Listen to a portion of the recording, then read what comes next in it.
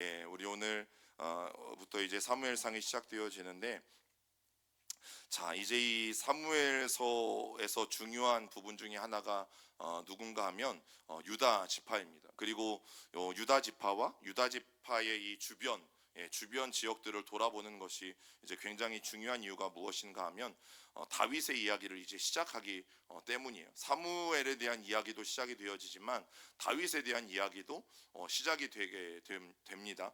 자, 그리고 이제 신약에서는 유대 땅, 뭐 베들레헴, 유대라는 표현을 쓰지만 이게 히브리어로는 유다예요. 그래서 원래는 히브리어가 더 옛날 말이잖아요. 그래서 유다라는 말인데 이게 이제 신약의 헬라어로 넘어오면서 유대라고 말이 바뀐 것이기 때문에 여러분 유대나 같은 말이라는 것을 우리가 좀 알고 성경을 읽으면 훨씬 더 이해하는 데 여러분 도움이 되실 것이에요. 자, 그리고 또 하나 중요한 것은 이제 이 사무엘서는 다윗이 점령하고 또 전체 이스라엘의 수도로 전환된 이 예루살렘을 포함한 유다 전 지역에 대해서 굉장히 이제 자세하게 소개해주고 있다라는 사실이고, 또 특히 이 사무엘상에서는 다윗이 어떻게 다윗에게 되었는가에 대한 이야기가 이 속에 정말 잘 담겨져 있는 책이 사무엘상이에요. 그래서 이게 사무엘서라는 이름이 붙기는 했지만 실제적으로 이야기하는 부분을 보면 또 다윗에 대한 이야기도 같이 하고 있어요. 자, 그런데 이 시기에 요셉과 똑같이 다윗도 이제 극한 훈련을 받아요. 여러분, 요셉은 17살이라는 나이가 정확하게 나와 있죠, 성경에. 노예로 팔려갔고, 그리고 30살이 되는 나이에, 즉 13년 동안 노예 생활과 감옥 생활을 합쳐서 13년 동안 고생하게 되어지고, 그리고 30살이 될 때 하나님이 그를 총리의 자리에 세우시는 것들을 보게 되어지고, 다윗은 대략 한 15살 정도의 왕으로서 기름 부음을 받아요. 그런데 바로 왕이 되지 못하고 다윗도 거의 10년이 넘는 세월을 이제 사울 왕을 피해서 도망 다니게 되어지죠. 그 이유가 무엇이었을까요? 사울 왕의 시기심과 이기심, 그 질투심 때문이었어요. 왜냐하면 이스라엘 백성들과 이 블레셋 사람들이 엘라 골짜기라는 곳에서 40일 동안 대치했어요. 대치한 이유가 뭐냐면 이 블레셋에서는 싸움에 정말 능하고 키도 3m나 되어지는 이 골리앗이라는 장수를 내보냈거든요. 그런데 이 이스라엘 진영에서는 이 골리앗과 싸우겠다고 나서는 사람이 단 한 명도 없었어요. 그렇게 해서 보낸 시간이 40일이에요. 도대체 누가 나갈 거냐, 네가 나갈 거냐, 내가 나갈 거냐 서로 미루다가 40일이라는 시간이 흘렀고, 마침 아버지의 심부름으로 이제 형들의 안부를 묻고 형들에게 전쟁터에 먹을 것도 갖다 주기 위해서 이 전쟁터에 방문을 했던 이 다윗이 하나님을 모욕하는 소리를 듣고 드디어 전쟁에 뛰어들게 되어지죠. 여러분, 그때 골리앗을 이기고 나서 승리하고 돌아오는 이스라엘 백성들을 위해서 여인들이 노래를 하나 지어 부르죠. 그 노래가 뭐예요? 사울이 죽인 자는 천천히고 다윗이 죽인 자는 만만이다. 여러분, 이 노래 소리를 듣는 사울 왕의 마음속에 우라가 치밀어 오르기 시작했어요. 질투심과 그리고 시기심이 정말 불끝듯 타오르기 시작했어요. 그 결과는 뭐예요?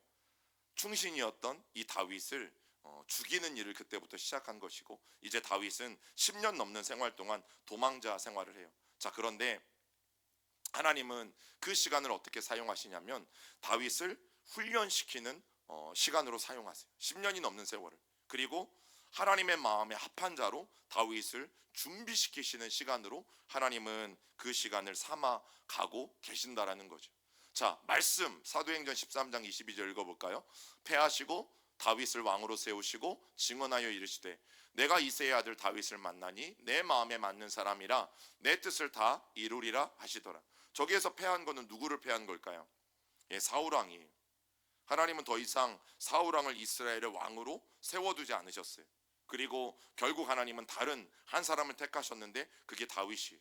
그런데 하나님이 다윗에게 기름을 붓고 나서도 그를 바로 왕의 자리에 오르신 것이 아니라 10년 동안 광야에서 계속해서 다윗을 훈련시키셨어요. 다듬어 가시고 만들어 가시고. 왜냐하면 사울 왕은 처음에 겸손하고 또 착한 그리고 성실하고 효자였을지 몰라도 점점 그 자리에 올라갔을 때 변질되어져 가기 시작했어요.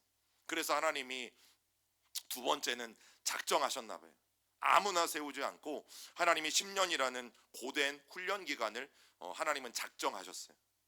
여러분, 우리만 작정 기도하는 게 아니라 하나님도 계획을 세우세요, 우리를 위해서. 그리고 우리를 얼마만큼 훈련시킬지 하나님도 나름대로의 계획이 있으세요. 우리가 모를 뿐이지. 그 하나님의 계획이 또 우리와 좀 달라요.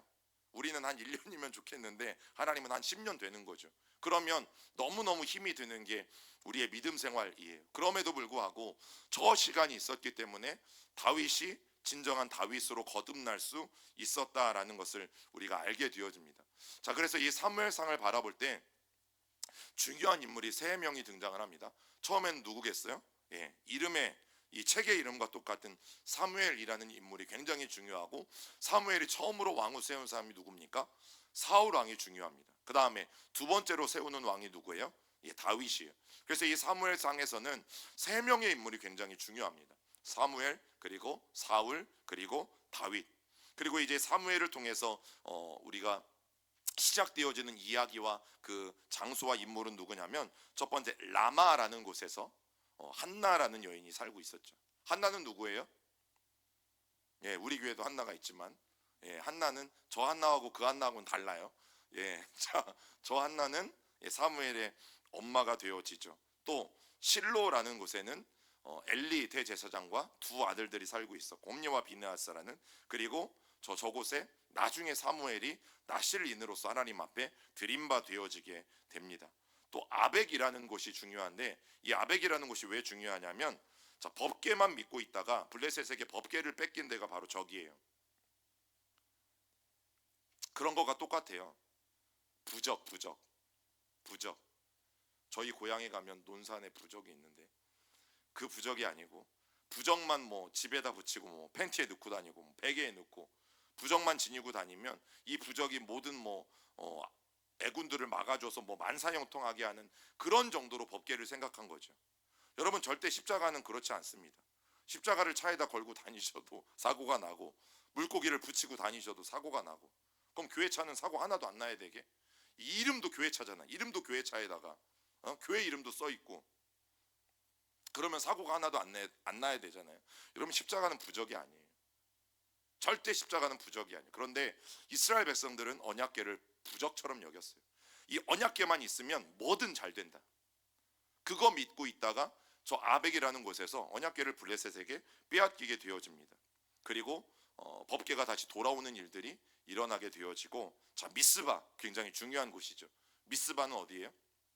어떤 일이 벌어진 곳이에요? 미스바에서 대대적인 회개 운동을 사무엘이 벌이게 되어지죠. 자, 그만큼 이제 사사기가 끝나고 왕정 시대에 들어가려고 할 때에 다시금 이 이스라엘 사회 속에서 이 죄짓는 일들이 많이 일어났다라는 것을 우리는 짐작할 수 있어요.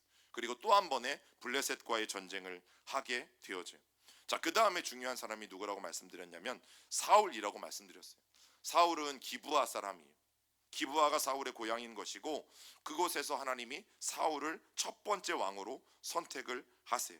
그리고 길르앗 야베스에서 전쟁이 있었고, 믹마스라는 곳에서 또 요나단이 함께 그 전투에 참여하게 되어져요. 자, 그 다음에 중요한 인물은 다윗. 다윗은 베들레헴 출신입니다. 이제 지금 이스라엘에 가보면 베들레헴이라는 곳은 그 팔레스타인 사람들의 통치 지역이에요. 그래서 예전에 이제 샤론이라는 총리가 이 분리장벽이라는 걸 세웠어요. 그래서 예루살렘을 중심으로 유대인들이 통치하는 이 지역과 유대인들의 통치가 없는 이 뉴스에 많이 나오는 가자지구, 그 가자지구와 같은 곳을 이 분리장벽을 세워서 지금 분리시켜 놨거든요. 그래서 베들레헴은 다윗이 태어난 곳이기도 하고, 또 예수님이 태어난 곳이기도 하지만, 그곳은 지금 유대인들의 어떤 통치 지역은 아니고 벗어나 있어요. 그래서 이 분리장벽이 얼마나 위험하냐면, 거기에도 이제 임금이 비싸다 보니까 유대인들이 뭐 알바를 하든 어떤 뭐 사무실에서 일을 하든 유대인들이 주는 월급은 좀 높아요. 그런데 우리나라도 외국인들에게는 조금 월급을 적게 주잖아요. 그것과 똑같아요. 이 가자지구, 즉 팔레스타인 사람들에게는 월급을 적게 줘요. 그리고 일할 수 있는 이 거리들이 예루살렘을 중심으로 많이 있어요. 그러다 보니까 분리장벽을 넘어서 팔레스타인 사람들이 일하러 예루살렘에 오거든요. 근데 검문이 얼마나 어마무시하냐면 아침 9시에 출근하려면 새벽 3시, 4시부터 검문을 받아야 돼요. 예. 그래야지 길게 줄어선 그늘. 왜냐하면 폭탄 테러 이런 것들이 너무 심하게 일어나니까 검문을 제대로 하고 그리고 이 분리장벽을 넘어서서 드디어 일하러 가는 거예요. 그럼 6시 이렇게까지 일하고 퇴근하면 또 몇 시간 동안 검문을 거쳐서 다시 이 가자지구로 돌아오고, 얼마나 힘든 삶을 그들이 살아가고 있는지 몰라요. 자, 그리고 이 베들레헴에서 다윗 왕은 기름 부음을 받습니다. 그리고 엘라 골짜기라는 곳이 중요한 이유는 뭐라고 말씀드렸어요? 예, 여기에서 골리앗과 싸우게 되어져. 다윗이 들고 간 무기는 뭘까요?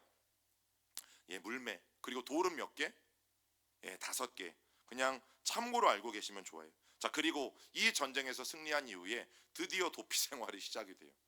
전쟁의 이 개선 장군인데 승리에 혁혁한 공을 세운 사람인데 사울 왕이 시기해서 이를 쫓아다니는데 사울 왕이 동원한 군대가 3,000명이죠. 한 사람을 잡기 위해서. 그리고 라마나요, 또 그일라라는 곳, 또 기브아, 십 황무지라는 곳, 또 높당, 엔게디. 자, 여기가 다 어디냐면 지금 다윗이 도망 다니는 데예요. 또 가드, 바란 광야, 또 모압, 미스베, 또 가드, 예, 아둘람, 십황무지, 그리고 요새, 시글락, 헤레스풀, 헤브론까지. 이게 다윗이 도망 다닌 10년의 세월 동안 그 지역이에요. 그리고 이 길보아산이라는 곳에서 드디어 사울 왕이 이제 죽음을 맞이하게 되어져요. 저 길보아 전투에서. 이런 이야기들이 사무엘상 안에 담겨져 있어요. 자, 그러면서 우리가 좀 오늘 중심적으로 살펴본다고 말씀드린 지파가 유다 지파예요. 그러면 유다 지파는 어느 중심에 주로 살았는지 그 지역들을 통틀어서 유다 산지라고 부르게 되어지는데, 자, 유다 산지라는 곳은 저 빨간 화살표가 있는 바로 저 지역입니다. 그래서 어쩌면 이 남쪽 경계와 맞닿아 있는 곳을 유다 지파가 차지하게 되어지는데, 여러분, 저 유다 산지라고 불리는 이유가 뭐냐면 말 그대로 산이에요. 그런데 우리나라 산과 같지 않고 온통 석회암으로 된 산이에요. 그러면 저 지역에 사실 농사를 짓기는 굉장히 힘든 곳에 유다 지파가 자리를 하게 되어지고, 유다 지파의 중심 지역이 바로 유다 산지예요. 그리고 동쪽에는 저 넓게 사해 옆에 뭐가 있어요? 유대 광야가 있어요. 아까 말씀드렸습니다. 유대 광야라고 불리는 것은 신약 시대의 지명인 거고, 구약 시대에는 유다라고 불렀고, 그래서 유다 지파라고 부르잖아요. 그런데 저 땅을 또 신약에서는 유대 땅이라고 부르는 이유는 이 히브리에서 헬라어로 언어가 바뀌면서 이렇게 살짝 바뀐 것을 말씀드렸어요. 그래서 동쪽에는 저 넓디 넓은 유대 광야가 진을 치고 있고요. 그리고 서쪽으로는 쉐펠라라고 부르는데 구릉지라는 뜻을 가지고 있어요. 그리고 개역 개정 성경에서는 저것을 평지로 번역했어요. 산이 있지만 유다 지파도 어느 정도는 평평한 땅에 위치를 하게 되어진다라는 것이고, 자, 여기 남쪽 지역에는 네게브하고 뭐라고 써 있어요?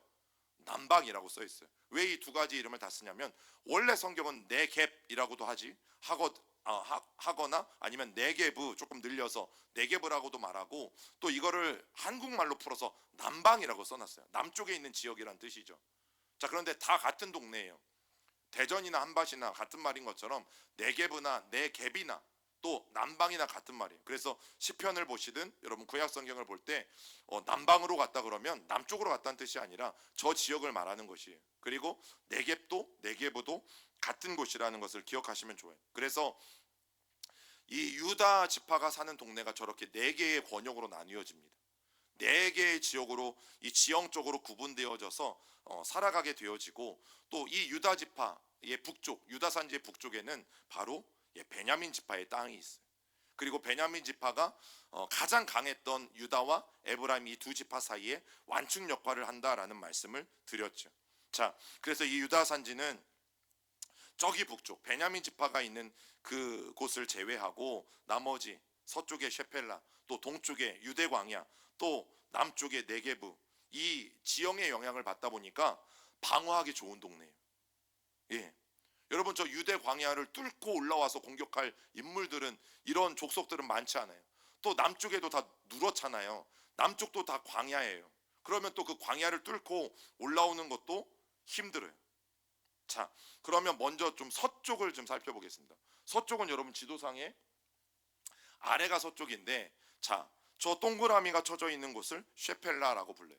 저쪽은 평평한 평지예요. 그런데 협소한 골짜기들이 많고 숲이 우거져 있어요. 그래서 많은 군사가 올라올 수는 없어도 평지다 보니까, 평지와 연결되어 있다 보니까 적들이 자주 저곳에 침략하는 길목으로 사용했어요. 자, 그래서 이 쉐펠라에서 대표적인 골짜기들이 5개 골짜기들이 있어요. 첫 번째는 여호수아 전쟁 때 해와 달을 멈추게 했던 아얄론 골짜기가 가장 북쪽에 위치해 있고, 또 삼손과 들릴라가 등장을 하는 소렛 골짜기, 소렛 골짜기가 그 옆에 있어요. 또 다윗과 골리앗이 전쟁을 했던 엘라 골짜기가 그 가운데 있어요. 제일 가운데.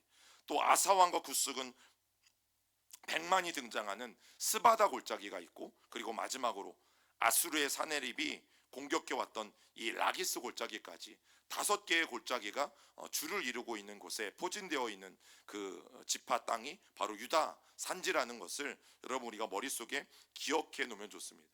그리고 동쪽으로 가보면, 자, 동쪽에는 이제 사해 여매가 버티고 있어요. 그래서 저 파란 선을 따라서 여러분 이렇게 보시면 감이 안 오잖아요. 그런데 거기에 뭐라고 써 있냐면, 여러분 사해는 마이너스 400m예요. 그리고 예루살렘은 743m예요. 그러면 사해와 예루살렘의 고도차가 1km가 넘어요. 1000m가 넘어요. 자, 그런데 저 그림을 이렇게 보면 조금 감흥이 안 와요. 자, 이게 사해 쪽에서 유대 광야를 본 사진이에요. 보세요. 저 높이를. 여러분 저곳을 뚫고 배를 타고 저 어마어마한 절벽을 올라서 유대 광야를 통과해서 유다 산지를 공격한다? 너무너무 힘든 일이죠. 예, 그래서 위성 사진을 보면 여러분 바로 저곳이 제가 엔게디라고 써놨잖아요. 엔게디는 다윗이 숨어있던 곳 중에 하나고, 그리고 샘물이 있는 곳이기도 하고요. 저 엔게디라는 곳에 하나님의 은혜가 너무너무 넘쳐나는 곳이에요. 여러분 저 엔게디라는 곳이요, 적어도 높이가 300m예요. 300m. 저기를 등반을 해서 광야를 34km를 지나서 유다 산지까지 공격해 온다? 여러분 이건 너무너무 힘든 일이에요. 아까도 말씀드렸죠. 그리고 높이가 사해가 마이너스 400m이고 유다 산지가 700m이면 이제 침략해 오는 군대들은 뭘 하는 거예요? 등산하는 거예요. 등산. 여러분들이 좋아하는 등산. 근데 거리가 34km밖에 안 돼요. 그러면 굉장히 가파른 이 거리를 올라가야 되는 굉장히 힘든 통로를 선택하는 거죠. 그러니까 함부로 저 유대 산지를 통해서, 동쪽을 통해서 감히 유대 땅을 공격할 수 없다라는 사실이에요. 자, 그리고 이제 남쪽으로 가보면 이게 이제 네게부의 모습인데, 이 아무것도 없어요. 여러분 저기를 걸어온다고 생각해 보세요. 말을 타고 온다고 생각해 보세요. 너무너무 힘든 일이죠. 저런 곳을 계속 지나와야 네게부를 지나서 유다 산지에 이를 수 있어요. 여러분 저 네게부 땅을 지나서 또 저 유다 산지까지 가려면 여기도 마찬가지. 여기도 고도차가 1000m예요. 그러면 네게부에서 유다 산지까지 또 돌교 앞으로 해서 올라가면 군인들은 이미 산에 올라갔을 때 힘이 다 빠지는 일들이 일어나요. 자, 그러다 보니까 저 통로로도 사실 적군들이 잘 침략할 수 없는 곳이에요. 그러면 서쪽도 또 동쪽도 남쪽도 방어하기에 용이하다면 여러분 취약한 지역은 한 군데는 있죠. 어디겠어요? 남은 데가 북쪽입니다. 이 북쪽은 굉장히 취약해요. 왜냐하면 저기에 이제 에브라임과 베냐민 지파가 그 북쪽 앞에 자리를 잡고 있어 주어서 망정이지, 만약에 에브라임 지파가 뚫리고 그 다음 베냐민 지파가 뚫리면 바로 유다 지파까지 그 영향력이 미치게 되어지는 거죠. 그래서 성경에 보면 저 북쪽을 통해서 굉장히 많은 공격들이 일어납니다. 대표적으로 아수르의 사네립도 북쪽에서부터 와서 저 길을 따라서 유다 산지를 공격하고 바벨론의 느부갓네살 왕도 저기를 따라서 북쪽을 통해서 와요. 또 로마의 10군단도 저 북쪽을 통해서 공격해 들어와요. 그만큼 방어하기 너무너무 어려운 곳이 바로 북쪽 지역이었어요. 우리가 이제 사무엘상을 읽게 되어지지만 아직 역사적 시대는 언제냐면 여전히 BC 11세기예요. 근데 이 11세기는 사사기 말미의 연대와 똑같고 또 룻기와 같은 시대예요. 아직 그 비슷한 시기에 지금 이 사무엘상이 시작되고 있는 거예요. 그리고 역사적인 배경은 이제 이 애굽의 람세스 3세 때, 그리고 이때 해양 민족이었던 신블레셋이 일어나요. 그레데라는 섬에서 이 신블레셋이 일어나서 자, 이제 우리가 좀 이곳에 못 살겠다, 다른 곳으로 이주해 보자. 그리고 그들에게는 이스라엘 사람들에게는 없는 신무기가 있었어요. 그게 뭐냐면 철기 문명이에요. 여러분, 이스라엘 백성들은 아직도 청동기 문명 가운데 있었어요. 그런데 저 철기 문명으로 무장한 신블레셋 사람들이 먼저는 애굽을 침공합니다. 그리고 애굽에서 그곳을 거쳐서 이스라엘 지역의 이 블레셋 평야라고 불리는 가나안 지역 해안가에 정착해서 이제 살게 되어져요. 자, 그리고 사무엘상이 다루는 이 핵심 주제가 뭐냐면 사무엘의 출생, 그리고 사무엘의 사역, 그리고 아벡이라는 곳에서 일어났던 전투, 그리고 미스바라는 곳에서 벌어졌던 회개의 성회, 이 일들이 담겨져 있어요.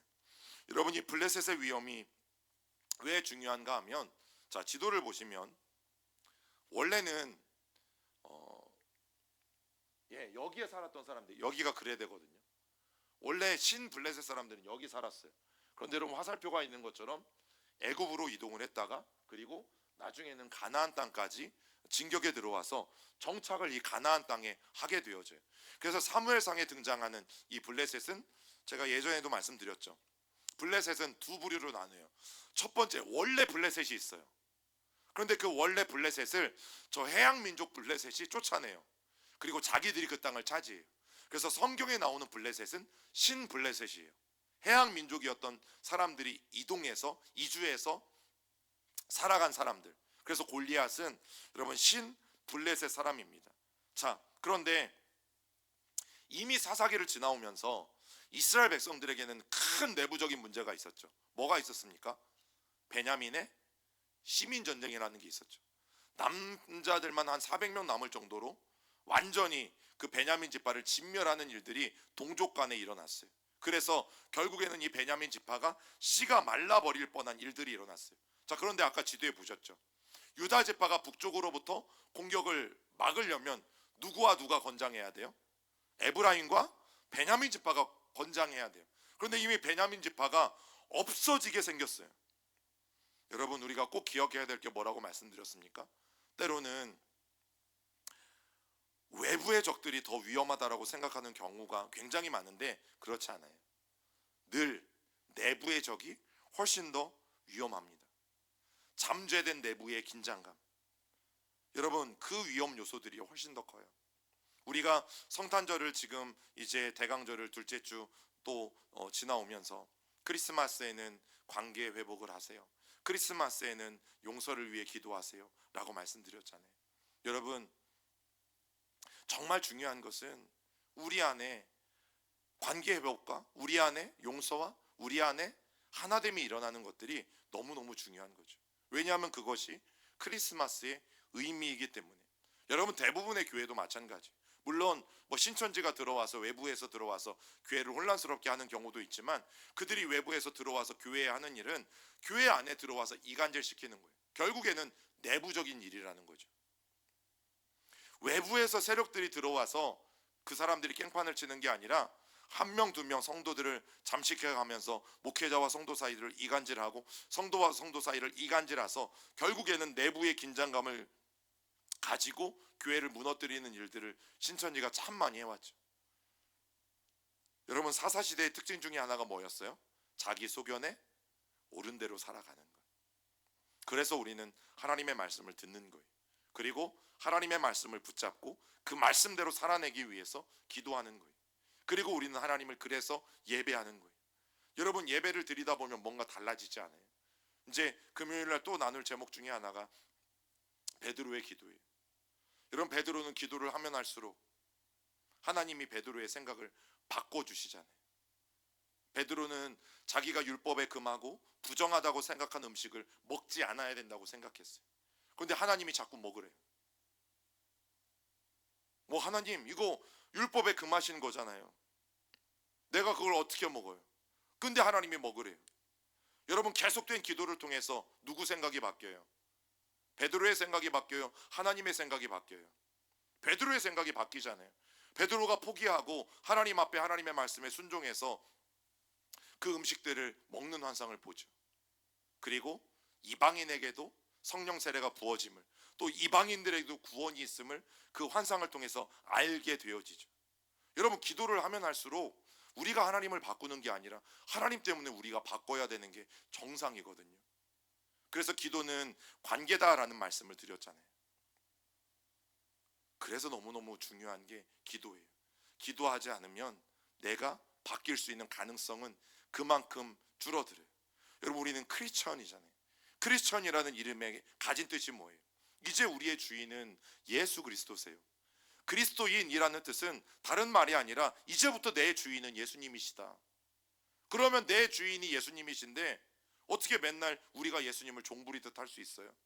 우리가 어떻게 예수님에게 맨날 뭘 시킬 수 있어요? 예수님이 우리에게 말씀하시면 그 말씀에서 우리가 순종해서 나가야 되는데, 우리는 자꾸 기도를 통해서 자꾸 우리가 주님을 설득시키죠. 주님, 이렇게 해주세요, 저렇게 해주세요. 우리가 자꾸 주님을 설득시켜요. 그런데 절대 여러분, 기도는 우리가 하면 할수록 내가 점점 하나님이 바라시는 모습으로 바뀌어져 가게 되어져 있어요. 여러분, 이렇게 새로운 위협이 저 지중해 바다 한가운데서 이제 등장하기 시작했는데, 자, 문제가 뭐냐면 블레셋 사람들은 강하죠. 여러분, 골리앗 한 명만 있는데도 지금 싸우러 못 나가잖아요. 그러면 유다 지파 혼자만으로는 감당할 수 없어요. 여러분, 하나님이 왜 블레셋과 같은 철기로 무장한 엄청난 이 방어 세력들을, 적대 세력들을 가나안 땅에 보내셨는가? 저는 저것도 하나님이 보내신 거죠. 연합하라고 보내신 거예요. 하나님이 혼자 한 지파의 힘으로, 아무리 유다 지파가 12지파 중에 가장 강해도 혼자 힘으로 감당할 수 없으니 12지파가 연합해서 저 블레셋 사람들을 몰아내라고 하나님 보내신 거예요. 그런데 때로는 우리도, 야, 니네 땅에 침입했으니까 니네가 알아서 해. 그건 네 신앙이고 네 문제니까 집사님이 알아서 하세요. 권사님이 알아서 하세요. 여러분, 내버려 두는 일들이 우리 안에도 일어날 수 있다는 거죠. 여러분, 어려운 일들 앞에서는, 내 힘으로 버거운 일들 앞에서는 하나님이 연합하라고 더 큰 일들을 주시는 거예요. 그러면 우리가 그때 함께 중보기도 하고 함께 기도를 요청하고 또 함께 그 사람을 위해서 싸워가야 되는 것이죠. 여러분, 그것이 하나님의 공동체 안에 원하시는 일들이에요. 여러분, 그래서 이 BC 이제 12세기경에 해안과 근동에는 역사상 찾아볼 수 없는 망하는 나라들이 생기게 되어지고, 또 블레셋과 같이 갑자기 일어나는 나라들이 생기게 되어지는 거예요. 그래서 여기에 보면 블레셋의 주요 지명들이 5개 도시들이 등장을 해요. 아스돗이라는 도시, 그리고 아스글론, 그리고 가사는 지금의 가자예요. 지금 뉴스에 많이 나오는 가자 지구, 거기가 바로 가사예요. 그리고 에그론이라는 곳과 그리고 가드라는 곳, 이 5개가 블레셋에서 굉장히 중요한 5도시가 되어집니다. 그래서 여러분, 삼손 이야기를 보면 우리가 이거 주일날 함께 나누었어요. 자, 삼손 때에 이미 유다 사람들이 뭐라고 고백했냐면, 사사기에서 블레셋 사람들이 우리를 관장한다. 블레셋 사람들이 지금 우리를 다스리고 있다. 우리는 블레셋 사람들의 명령을 따른다. 이 말을 여러분, 유다 지파 사람들이 하게 되어지는 거죠. 그만큼 이 신블레셋은 강력한 민족이었습니다. 자, 그러던 차에 이제 드디어 라마라는 곳에서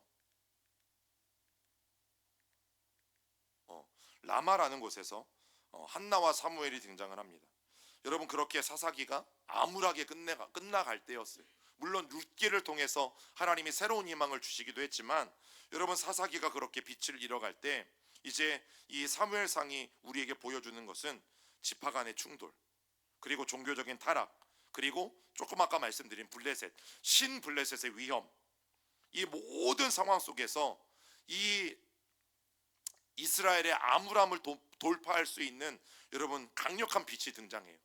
그 사람이 누군가 하면 바로 사무엘이었다라는 거죠. 그리고 이 1장 1절에 보면 그가 레위인이었고 또 그가 살던 곳을 소개해요. 자, 읽어봅니다. 시작.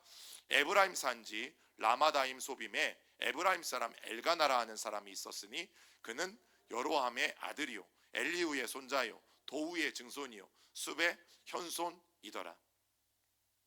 자, 그러면 이 사무엘은 에브라임 지파 사람이라는 것을 우리가 알게 되어지는데, 자, 여기에 좀 길게 되어지지만 라마다임 소빔이라고 되어 있지만 여러분 간단하게 줄여서 라마예요. 라마는 저기예요. 예루살렘에서 북쪽으로 조금만 올라가면 라마라는 곳이 있어요. 그리고 저 라마라는 곳이 잘 보시면 남과 북으로는 족장의 도로가 지나고 있어요. 그리고 동과 서로는 저 요단강 건너편에서 또 블레셋 땅까지 내려갈 수 있는 길이 놓여져 있어요. 그러니까 저기가 라마라는 곳이 어디냐면 그냥 우리 표현으로 하면 라마 사거리. 예, 그만큼 중요한 곳이 라마라는 지역이에요. 여러분, 그런데 성경에 보면 재미있는 게 뭐냐면 저 화살표 밑에 보면 여기에 베냐민이라고 쓰여져 있어요. 무슨 뜻이에요? 라마는 원래는 베냐민 사람들의 땅이에요. 그런데 성경이 재미있는 게 뭐냐면 지금 1장 1절 읽었잖아요. 어디 산지? 에브라임 산지. 땅은 베냐민 지파 땅인데 성경은 에브라임 산지라고 소개해요. 이유가 뭘까요? 에브라임이 베냐민에게 그만큼 영향력을 행사하고 있는 거예요. 분명히 영토적으로는 베냐민 지파 땅인데 에브라임이 힘이 강하다 보니까 그 땅에 자꾸 간섭하는 일들이 일어나기 시작한 것이죠. 자, 그리고 이 라마라는 곳이 중요한 것 중에 하나는 바로 꿀벌이었던 드보라의 사역이 저 라마를 중심으로 시작되어지고 또 베냐민 시민전쟁 기간 중에 사용된 길이 바로 저 위에 위치하고 있어서 너무너무 중요합니다. 자, 그런데 이제 이 레위인이었던 엘가나의 아내 한나가 문제가 있었잖아요. 그 문제가 뭡니까? 예, 자녀가 없어요. 딸이든 아들이든 그에게는 자녀가 없어요. 그런데 둘째 부인 이 분인나는 자녀가 있어요. 그래서 이 분인나가 얼마나 한나의 속을 매일매일 긁는지 모르는 거죠. 그래서 이 한나가 결정한 게 뭐냐면 명절이 되어서 이제는 가족과 함께 여러분 정말 슬픈 마음으로 저 라마라는 곳에서 쭉 북쪽으로 이동해서 어디로 가냐면 실로로 가요. 여러분 실로에 가면 뭐가 있냐면 그때에는 실로에 성막이 있었어요. 그 실로에 있는 성막으로 가게 되어지는 거죠. 아이를 낳지 못해서 고통받던 이 여인이 정말 이 암울한 시대에 빛을 주는 작은 희망이 되어주는 사건이 바로 저 실로라는 하나님을 예배하는 처소, 실로에 있는 성막이라는 성막에서 그 일들이 이뤄지게 되어지죠. 여러분 지금 시대는 종교적으로 타락했다라고 말씀드렸어요. 자, 그런데 그런 시대임에도 불구하고 오늘 한나는 굉장히 순수한 믿음을 가지고 하나님 앞에 가서 기도해요. 그리고 그녀가 서원한 게 뭐예요? 자기도 모르게 하나님 저에게 아이를 주시면 어떻게 하겠다고요? 내가 나실인으로 하나님 앞에 드리겠습니다. 이런 서원 기도를 했어요. 서원 기도만 하면 가슴이 뜨끔뜨끔한 분들이 있을지 몰라요. 나도 오래전에 했던 서원 기도가 생각나서 여러분 뜨끔뜨끔 하실지 몰라요. 예, 한나는 지켰어요. 한나는 어쨌든 그 서원을 갚았어요.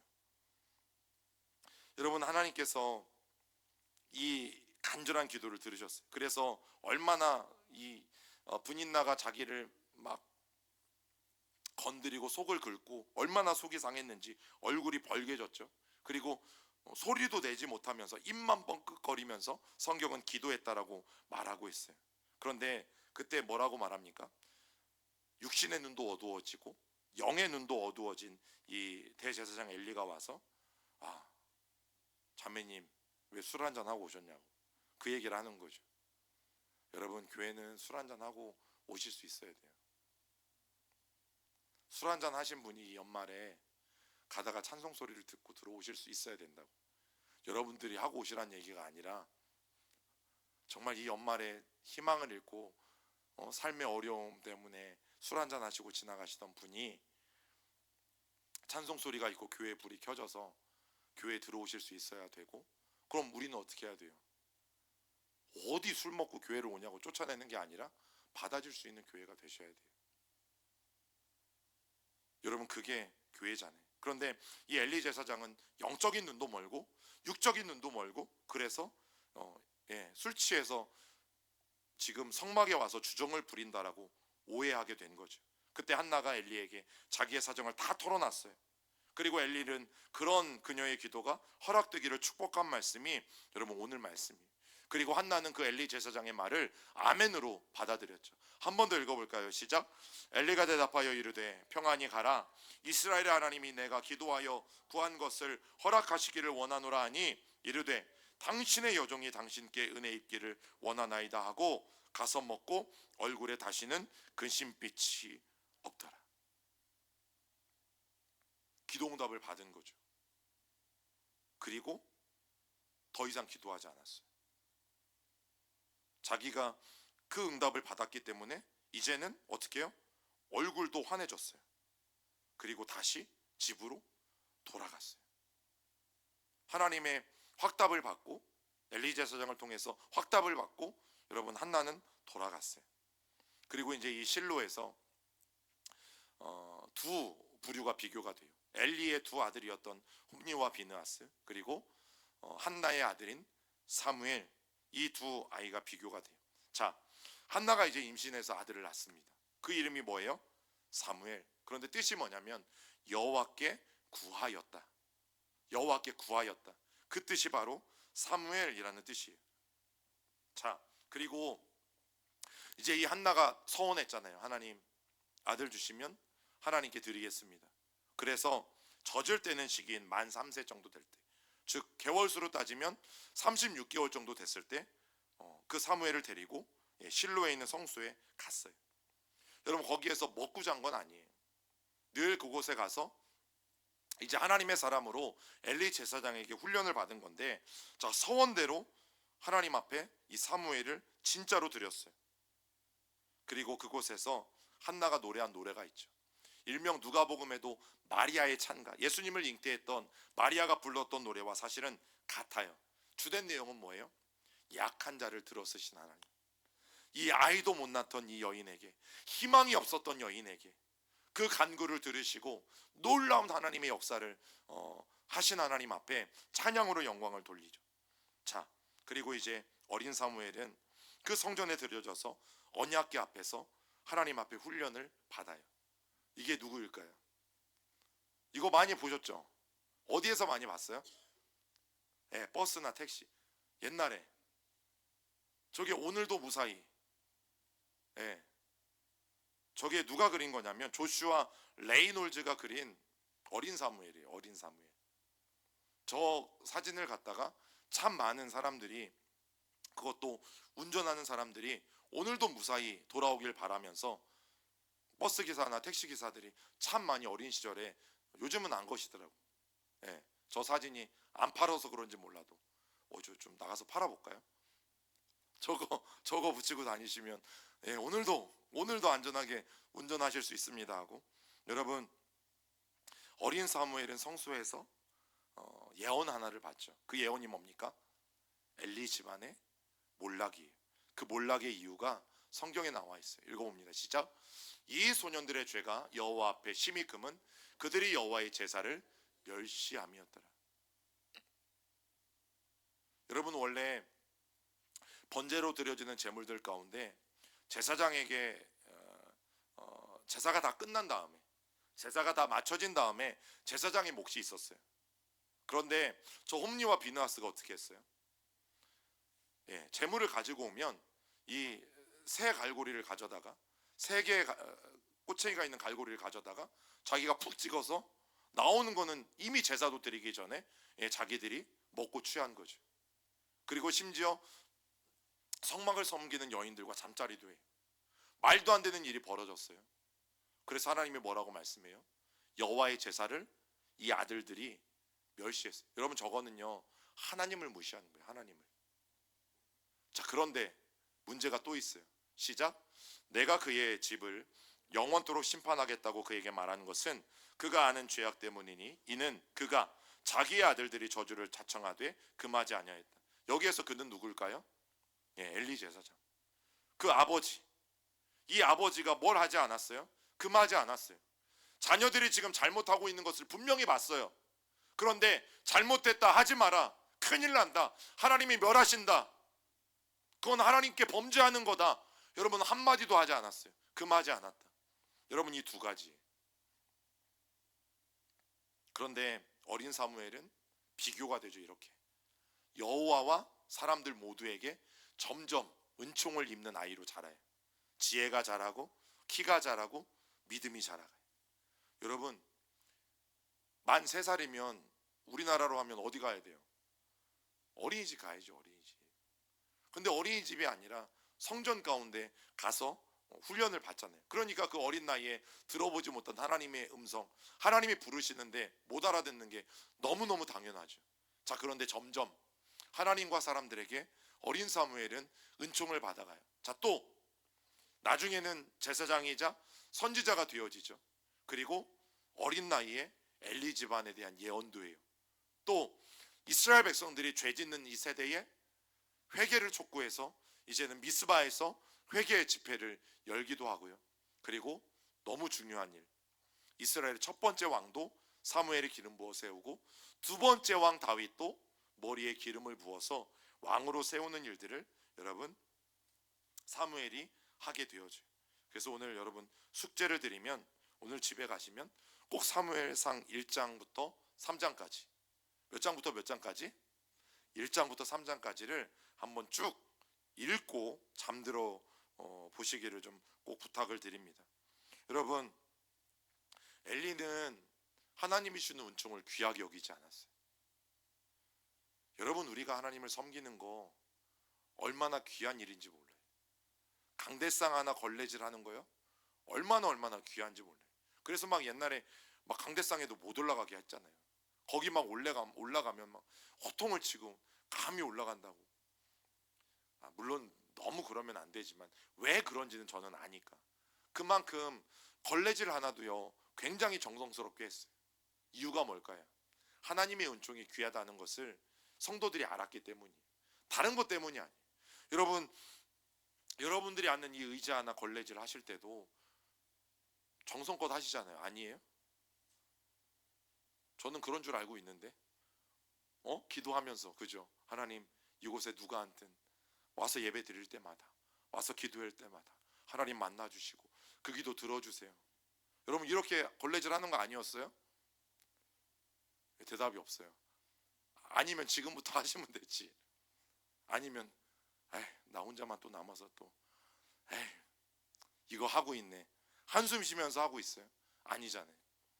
여러분, 예배를 멸시하던 그 자녀들을 하나님보다 더 귀하게 여긴 것이 엘리의 잘못이었어요. 우리 부모님 세대들은 정말 마음에 좀 새기셔야 돼요. 왜? 예배를 멸시하는 것은 하나님을 멸시하는 것과 같아요. 왜 그렇습니까? 예배의 대상이 누구예요? 하나님이시잖아요. 이 예배를 주관하시는 분 누구세요? 하나님이시잖아요. 여러분, 예배를 업신 여기는 거는 그래서 하나님을 업신 여기는 거예요. 그런 것과 똑같아요. 만약에 제가 뭐 팔순잔치를 베풀었다, 그래서 여러분들을 다 초대했다. 그런데 누군가가 와서 막 이 잔치를 다 뒤엎었어요. 그러면 결국 잔치를 엎었다라는 것은 누구한테 기분이 나쁜 거예요? 예, 그 잔치의 주인한테 기분이 나쁜 거죠. 여러분, 엘리의 큰 잘못과 실수가 저거였어요. 하나님보다 자기 자녀들을 귀하게 여겼어요. 귀하게 여기지 말라는 게 아니잖아요. 마땅히, 심지어 두 아들 또한 제사장이에요. 그러면 제사장으로서 마땅히 해야 될 일들을 가르쳐야 되는데 그 어떤 것도 하지 않았다라는 것을 우리가 보게 되어져요. 자, 그래서 하나님이 똑같아요. 사울 왕을 대신해서 하나님은 다윗이라는 사람을 훈련시켜 세웠어요. 그럼 이제 엘리 집안, 하나님에게 희망이 없는 거예요. 희망이 없어 보이는 거예요. 그래서 하나님은 엘리 집안을 대신해서 누굴 세워요? 사무엘을 세우시는 거예요. 여러분들은 어떤 세대가 되길 원하세요? 또 우리 자녀들은 어떤 세대가 되길 원하세요? 엘리 집안과 같이 하나님이 버리시는 집안이 되길 원하십니까? 사울 왕과 같이 하나님이 버리는 왕이 되길 원하십니까?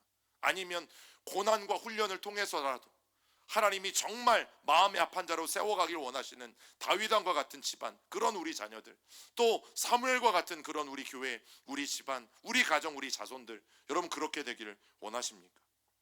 만약 여러분들이 아이가 없는 한나의 입장이었다면 여러분들에게서는 어떤 기도가 나올 수 있겠어요? 어떤 기도? 여러분, 저 사무엘상에 나오는 한나의 기도가 그래서 유대인들의 전통적인 기도가 돼요.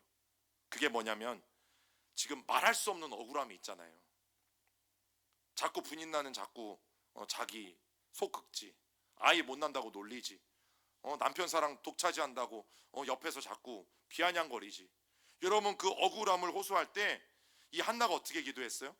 소리내지 않고 입 모양으로만, 그리고 마음으로만 기도하잖아요. 이게 지금의 유대인들의 전통이 됐어요. 그래서 정말 억울할 때는요, 이들은 지금도 마음으로 그리고 입만 뻥끗거리면서 소리내지 않고 기도해요. 그러면 우리는 어떻게 해야 돼요? 우리도 오해하지 말아야죠. 물론 다 같이 통성으로 기도합시다 이러면 통성으로 기도하시는 게 좋아요. 다 같이 통성으로 기도하자고 했는데 나 혼자 묵상 기도를 한다거나, 다 같이 박수치며 찬양하자고 했는데 나 혼자 박수를 안 친다거나, 이런 거는 조금 청개구리 심보가 있는 거야. 이거는 저는 별로 반대예요. 그런데 우리가 이제 자유롭게 기도할 때 여러분 한나처럼 기도하셔도 돼요. 왜냐하면 중요한 게 뭐라고 말씀드렸어요? 지난 금요일 날 우리의 기도의 자세가 중요하다고 말씀드렸잖아요. 사람들에게 보여지기 위한 기도도 아니고, 또 우리의 기도가 이방인들이 중언부언하는 것처럼, 또 바리새인들이 외식하는 것처럼, 자 보십시오, 나는 기도도 빠지지 않고 합니다. 그리고 보십시오, 나는 이렇게 내가 배운 거 안 배운 거 다 잘 모아가지고 나는 아름다운 단어들로 기도합니다. 이런 외식하는 기도가 아니라 하나님은 기도하는 자의 그 자세를 귀하게 여긴다라는 말씀을 여러분들과 나누었었어요.